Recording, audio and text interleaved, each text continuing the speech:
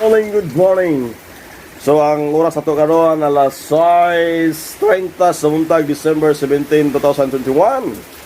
So ako ang ipakita karon ninyo ang panghitabo dinhi sa barangay Sabang, Sibunga, Cebu City. Resulta sa bagyong Odette kagabi. Grabe gid kayo ang yahang gibiyaan nga distruso na ining lugar. Pero dinhi lang ni sa barangay Sabang ug wata ka sa balog asa dapit pud nga area pagud ang grabe pagud ang hinaykan sa bagyong Odette kagabi. Pero mga kaigsunan, akong istorya sa inyo ha, experience ako sa bagyong Odette. This is my first time of my life sentence nga naka-experience o grabe ka kusog ng bagyo. Di kini sa Tiaw. Isa to ang lugar sa Mindanao, wala ra kaya siya ingon nga kusog sa labi na sa Zamboanga del Norte. Pero diri sa barangay Sabang, Sibunga, Cebu City, grabe ka kusog. O moto ang experience sa gabi, alas 9 pa lang nagsugod ng hangin nga grabe ka kusog. Gani nga kining Parko ang Bayaw, kinig sa alsa na ni siya gabi, alas 9. Pagka alas 10, way undang ang hangin ug ulan. Yasnat siya og nabungkag ang maong parking area. Ako ipakita sa inyo ang resulta sa bagyong Odette. Kagabi alas 11, alas 12 ngadto sa alas 3 sa kadlawon, perting pagkusuga sa bagyo. Kusog kayong hangin, kusog kayong ulan. Kusog kayong hangin nga mo pag sobra pa kusog sa Ferrari gidagan og 300 km/h og mao ni ang resulta karon. Pakita na ko sa inyo ha mga kaigsunan para makita mo wala ko nag-joke. Tinud ana gini. Okay? So mao na siya karon ang mga inagian sa bagyong Odette kagabi. Og karon buntag yapon hala sige hangin ra yapon. Hangin. Wa ta kabalo og migawas na baging bagyuha sa area of responsibility pero sung tan-aw. Grabe gyud kayo. Pagusog ang hangin yapon mga kaigsunan. So, na ako ang asawa. Apel po siya sa istorya sa tuwang live. Wala na kita ato ang edit. So, mao ni siya ang garage, mga kaigsunan. Ang garage sa ako ang Bayaw. Natumba gid kini gabi, habi na og di madala. Pero kana, natumba gid siya. Nawalang atop ning lupad sa pikas balay o pikas silingan. O ako ang sakyanan, mga kaigsunan, ara sa gawas. Salamat kay sa Ginoo nga okay ra gid siya. Naara gid siya danaw na sa lupad. So, mao na siya karon. Gamay ra ang gasgas, mga kaigsunan. Gamay ra kayo ang gasgas sa ato bang Ranger. No, gamay. Kaya tumbahan man ni siya sa Parlins kana nang Parlina mo inakuan. So ato na siya nahitabo pagka alas 10 pa, kusog na kayo ang hangin sa alas 10 sa gabi. No? Pagka alas 11 ngadto sa alas 12 perting hagos kayo gibaliktad ang maong parking area. Kining atop sa parking area og nangawalang atop og sa pikas balay gani silingan nila mga kural tanawa nga tumba. Mga tumba mga kaigsunan. O sa pikas balay tanawa mga pikas. Tanawa dito sa tumoy mga kaigsunan, tanawa na walang atop, na walang spandrel. So mga kapwa engineer, mga kapwa contractor, pag ang balay agyanan og bagyo, kinahanglan atong i-design og insakto yun. Nga pag maagyan og bagyo, dili ra gid siya maunsa. No? So inana nga design yun mga kaigsunan, I therefore conclude nga di gid siya maayo nga design. Nindot sa tanawon, although nindot sa tanawon, pero pag naibagyo ako sugayo mga kaigsunan, dili gid siya kaimpatar. So mo na nga ato ang taruno og balanse. No, nana siya mga kaigsunan. Ukal gid tanan, no? Karon lubat atong cellphone, lubat na gini siya padulong. Kita mo suroy ta dinhi sa likod. Di sa pikas bahin ning balay sa akong Bayaw para to makita pagyod ug unsa pa gid ang nadin So natumbang lubi mga oras alas 10 sa gabi ni tumbag ang lubi da. Og dito ni bagsak sa balay sa silingan na. So mo na siya ang resulta karon, perting pagka daghan damages. So sa mga kontraktor siguro anay din taga Sibunga mga kaigsunan. Naagid sila grasya mga project maabot sa ilaha ning wala na. Kaya daghan kayo mga reparonon, daghan kayo mga ayuhonon. Sa ako ang hinabi kanina nga rescuer dito sa sentro Sibunga sa siyudad jud. Grabe gyud daghan kay mga kahoy nga tumba o mga balay nga nga palid. Og daghang kay mga lubing ka nga bali og mga unsa pa mga bali din ang mga kagamitan. So ano siya mga kaigsunan, grabe gyud. Oh, mga saging giwas-iwas kabig maayo. Gani ang atop sa kuwang Bayaw dinhi sa taas. Wala na tangtang kagabi ato. Napalid. Oh, dara daghang kay nga palid. So ano na siya sa kuwang pikas bahin sa likod sa balay. Tanaw ba? Yo. Napukas ng walang atop mga kaigsunan. Ganti yung luya. So wala ta mag-expect nga nani kakusog ang bagyong Odette. Wag inani siya ka grabe nga muhatag og problema. So ang naka-problema ni ron mga kaigsunan dugang nga problema kay wala tay tubig, wala tay mainom, wala tay maligo, wala tay pangkaligo. No, ug wa pa kitay kurente. Samot na mga internet karon, di ta katanawag balita, di ta ka Facebook, di ta ka post ato ang mga picture. Na ang importante karon pasalamat ta sa Ginoo kay alas 5 sa kadlawon mga kaigsunan nakatulog ko mga bandang alas 2 sa kadlawon. Pagmata nako alas 5 na. Ug dako kong pasalamat sa Ginoo nga buhi pagyapon ko. Thank you so much Lord. Magpasalamat aper may mga kaigsunan bisan pa sa ini nga paghitabo. Kay kini pagsulay lamang o ang pagsulay mulabay lamang di kini mulungtad og dugay apan wala lang kini og mulabay lamang. Ito sa pikas bahin mga kaigsunan. Ya, pikas. Grabe yun. Mga baling ang mga saging. Kung kusog na po kayo ang ulan karon mga kaigsunan, kinahanglan siguro silong ta. Oh, magkahoy nga tuba mga kaigsunan. Tinatanawan ninyo. Okay. So siguro nga ta mag-video mga kaigsunan kay gawas ka ulan. Kusog kayong ulan mga kaigsunan. Wali ko ako kakaligo. Dayon sa laing bahin, lubat tapod ko.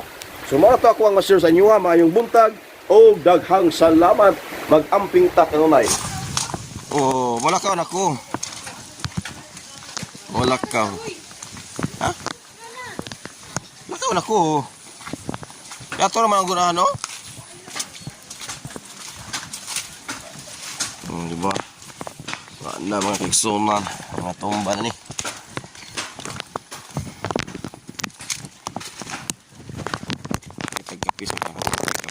Kape. So, grabe yan. Di nato ma-expecting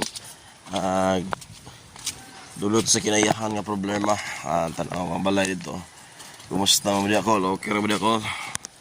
Wala yung mga dalan di ako. Wala na yung agianan rin. Kalsada di na magian. So, agad o. Luya kayo. Ubahan ka mga lugar na yung mga kaigsunan. Sana kayo sultan eh. No? So klaro gid kay ni yung tataw kay ni sa kamagyan ni ron. Kaya rapat siguro ta din hi. Kaya tatag kape. Iya no. Tumbahan. So guba yun ang atok nila. Pero ligo ni pagkatrabaho as balay. Ang tamagyan ni Coach K. Dire. Wala yun. Ayan ang mga kaigsunan. So kita nyo yung masaksihan yung nakita sa dalan. Grabe yun. Wala na tayong magkaroon yan din eh. Wala na. Nagsiningkita na ang mga tao. Oh, marabing mga bali-bali. This is live from Barangay Sabang, Cebu City.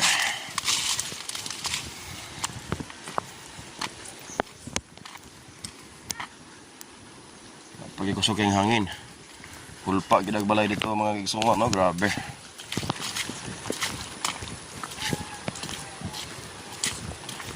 Lubi oh, lukat ng lubi. Ebidensya. Sa mga ebidensya. Tumba mga kigsungan. Di nakagi akong ranger dre. Si Biber Ranger.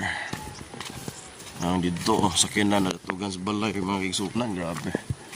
Ang doon gamay dikitan na to gamay. Dikitan yun na dikitan. Mga poste.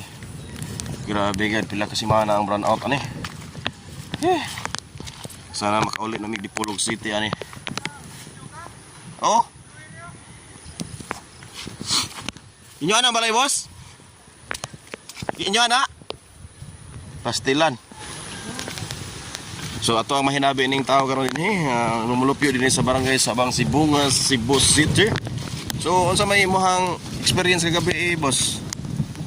Nga kuan yun, grabe kusog yung hangin. Grabe kusog ang hangin. Dayon wa mo katulog karon.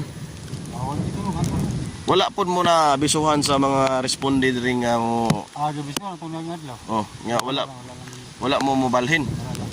Dayon, okay ra sa inyo hana karon sa. Okay ra man mo kay. Wala ra man dugi ta. Oh. Wala lang gid. Pero pasalamat ra gyapon ta sa Ginoo no nga sa inani nga panghitabo ana buhi pagyapon ta. Ini ra to ang kuan unsa may masulti ni man pagsulay ra ni, mulabay ra ni.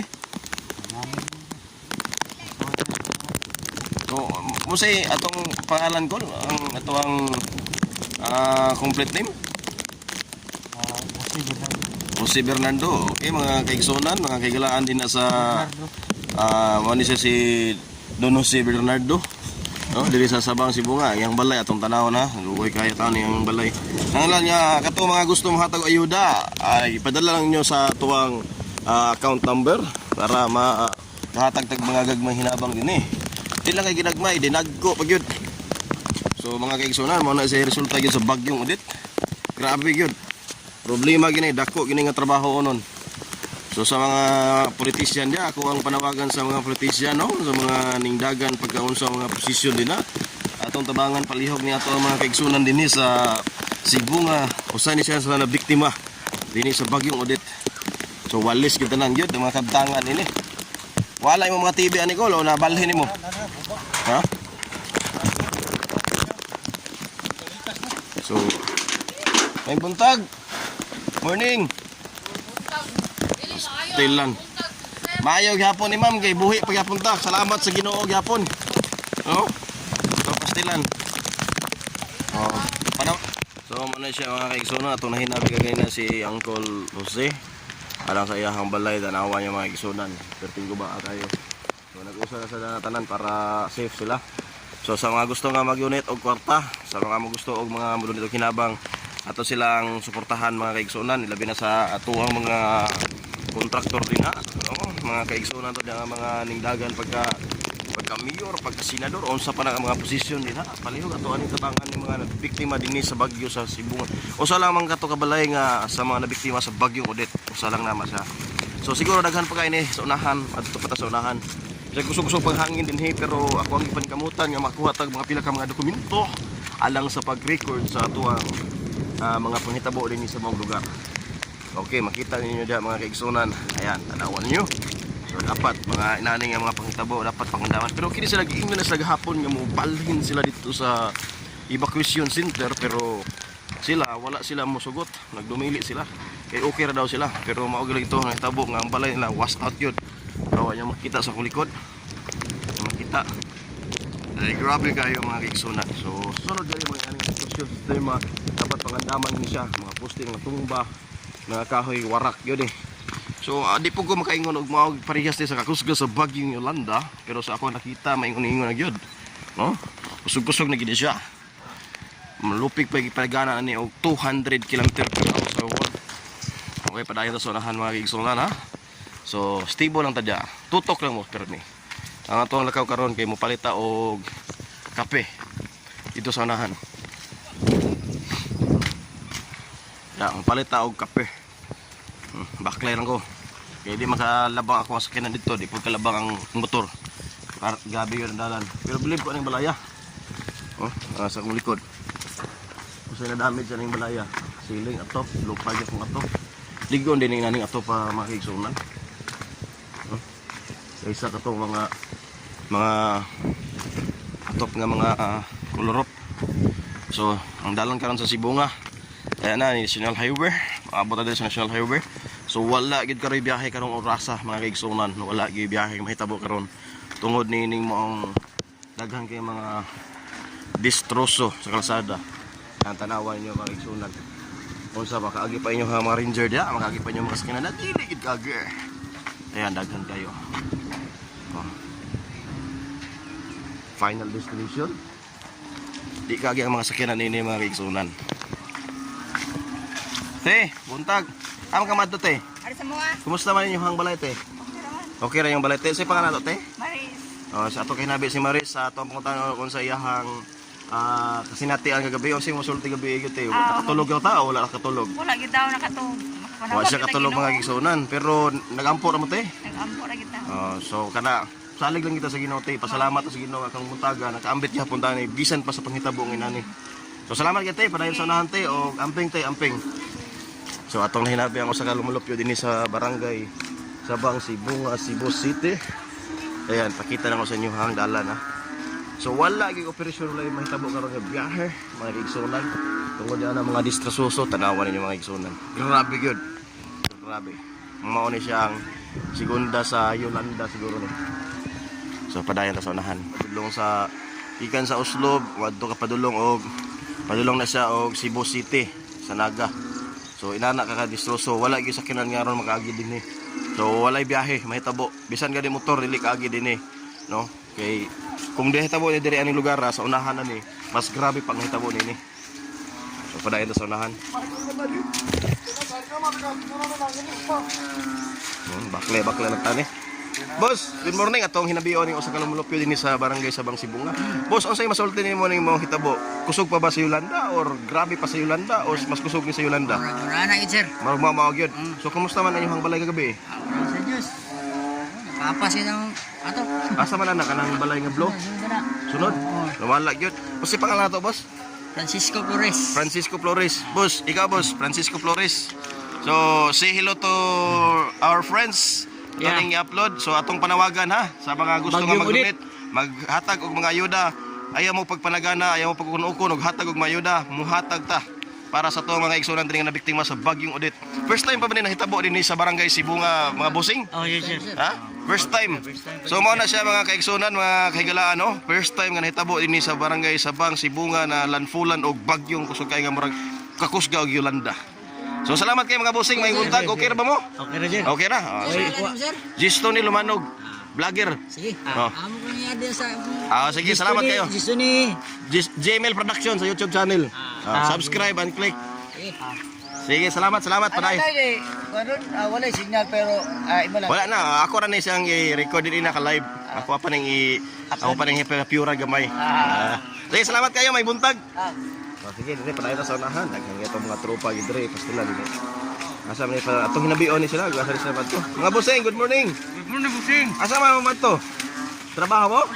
Karkar. Asa ka? Asa man ka stranded ka sa Bagyo? Oo. Sige, mga to mga kahigalaan niya, nakakakarkar, na stranded sa Bagyo. Grabe yun, nagdali, dili. Naato sila yung motor, pero di sila kabiyahe. So grabe ang mga panghitabo din mga kaigsunan, di na mabangbang. Kasi padayon to sa unahan, kay ngita ta diri og mga kaayuhan. Palit ta diri og kape, pero samtang mapalit tag kape, ato pa ning interview ko ning mga tao dinhi, ang sa mga panghitabo dinhi. Okay. Kanang di gyud maagyanig kalsada, di gyud magyag sakinan karon. Good morning.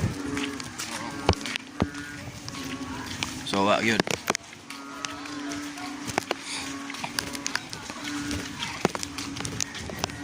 Wala may tindahan din.